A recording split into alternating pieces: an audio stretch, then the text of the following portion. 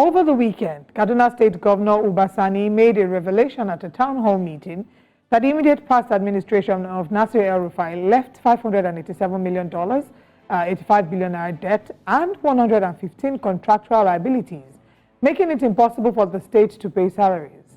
Governor Sani added that with the rise in exchange rates, the state is now paying back almost triple of what was borrowed by the previous administration.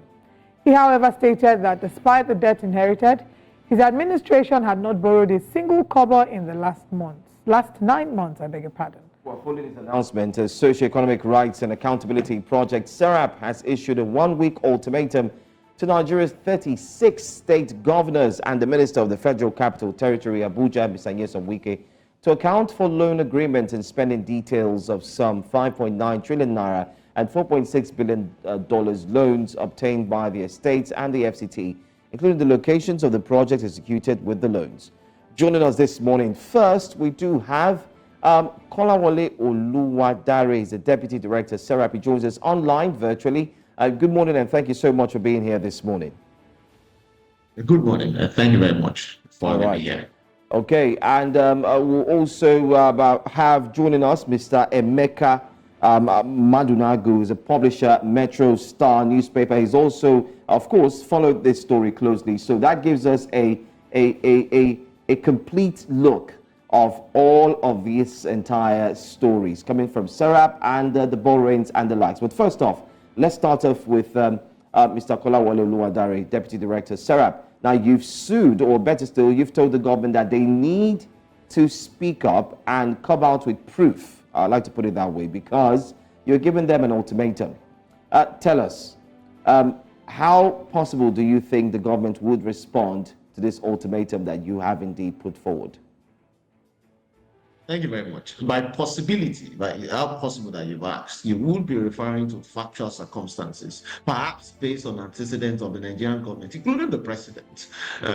But I would speak to the issues of law, the basis for which these governors who are public officers should respond. SERAP's request is born out of a freedom of information request, which of course is an act of the National Assembly predicated on constitutional provisions that grants Nigerians the right to freedom of expression, which also includes the right to know. So it means that within the context of the law, these governors are compelled to disclose this information. And what we're asking for is it's not too much. It is public knowledge, as we've seen from the debt management office, that all the states in Nigeria are taking up loans ranging from billions of naira, billions of dollars to trillions of naira, including the Nigerian state, the federal government itself. But what we've not seen, which is the crux of this freedom of information request, is how those loans have been expended.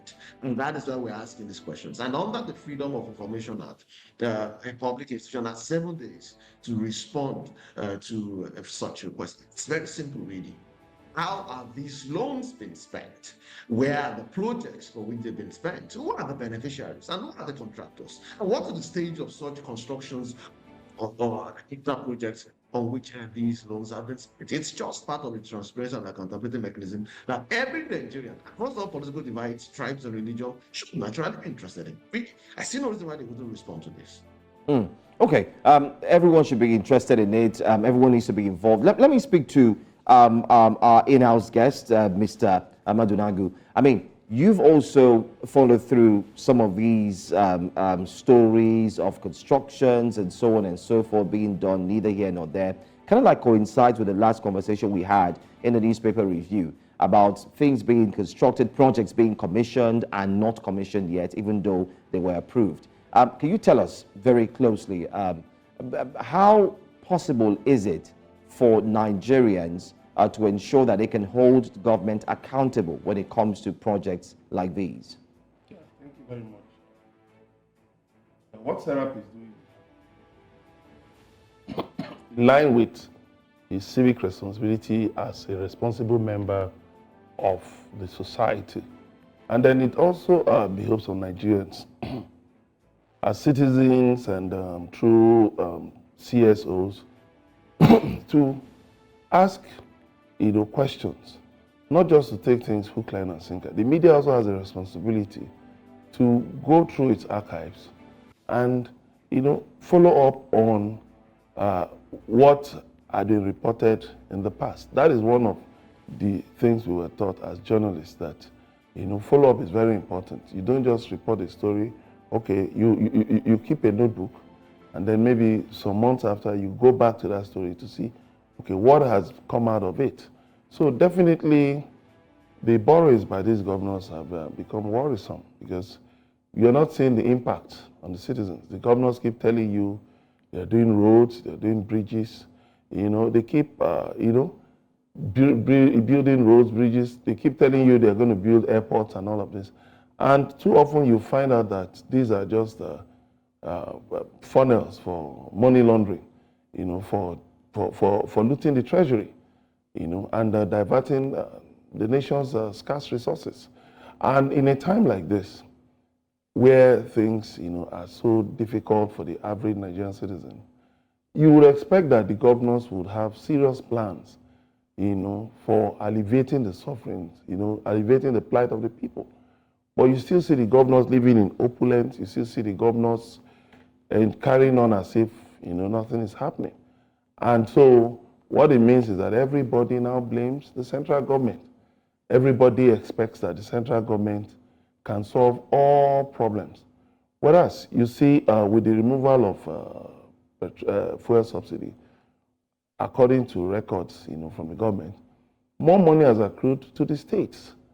But have we seen more development? The answer is no. Public infrastructure in the states is still at an abysmal level. Education is still, many states are still struggling with paying their counterpart funds for, in education. Health in many states is just non-existent. Healthcare is non-existent. Security. The governors expect that the federal government, because we have a central policing system, the federal government should take over, should just, babysit them, piggyback them and take care of everything about security. They don't even have to lift a finger. They cannot be innovative, even with all the resources they have. Okay. So I think I commend SERAP for its latest move. Well, well done once again to SERAP, and thank you for constantly holding the government to account. You've given the government a 1 week, you've given them one week ultimatum. That would be the governors as well as the Minister of the FCT. Let's talk about Q1. I'll come back to this ultimatum that you've given, where today begins the second quarter of the year. How would you rate the government's performance so far? And talk to us about some of the work that SERAP has done. We know that you have constantly held the government to account. And talk to us about some of the work you've done in Q1 and the feedback that you've gotten from the government. Thank you very much. If I was to rate the government, I wouldn't rate the government with economic metrics or the level of infrastructural development. From the point of view of SERAP, given what we do, it will be based on transparency and accountability. And that is very important. So it is not about how much government has made and how much they've spent. It is knowing if those funds have been spent effectively and efficiently in the interest of the people. You won't understand perhaps this kind of analogy. If someone gets 10 naira, they spent 2 naira, perhaps the people will clap and they will say he has done well, not knowing that 8 naira has ended up in private pockets. So in this instance, if I was to rate the government, the first quarter that has come, I would perhaps rate them 1 or 2 over 10. They have not fared well. And I'm speaking about the president, the federal government and the state government, including the local governments in Nigeria. The government has not fared well in terms of transparency and accountability. And given the importance of transparency and accountability to democracy, the practice of democracy itself, and of course the benefits that would accrue to the people by infrastructural development, you would understand that in the absence of these transparency and accountability mechanisms, would have at best will be some sort of tokenism. Government will appear to move and to do things, but because Nigerians are not aware of what is coming and how much has spent, perhaps you might even rate government wrongly to say that they have done well. Very good example. Frank allocations have increased. We've seen it published by the National Bureau of Statistics month after month. Last month in February 2024, 1.2 trillion was shared across the 3 levels of government, like particularly to the state and the local government. But what has that translated to in terms of infrastructural development? Do we know how those funds have been spent? Are those information are readily available? It's against information on how those funds have been dispersed. So you see From time to time, we issue freedom of information requests because we really want to go to court and not because we enjoy just taking the government to court. It is simply because there is not enough information as to what the government is doing with these funds to let the people know that perhaps it would need some time for these things to manifest. The information is not just there, which means perhaps that some of these monies, perhaps also most of these monies, may end up in private pockets without the people not being aware of it. And that is why we've gone to court time and again to compel the government to do the right thing. One of the initiatives we've taken in the past few months was looking at the 2020 Auditor General's report, which is very interesting, and I think all Nigerians should be interested in it. It's available on the website of the Auditor General of the Federation.